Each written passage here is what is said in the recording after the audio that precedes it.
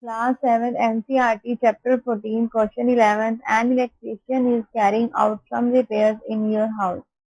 He wants to replace a fuse by a piece of wire. Would you agree? Give reason for your response.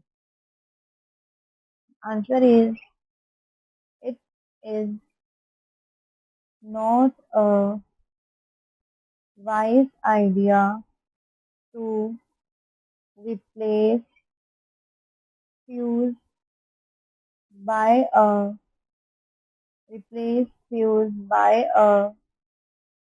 piece of wire, as it has very low point melting point.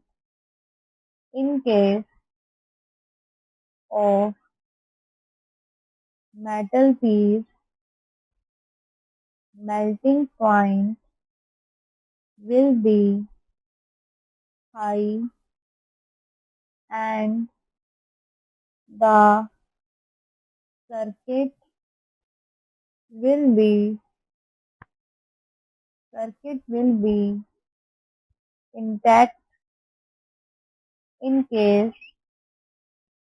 there is overload or overheat.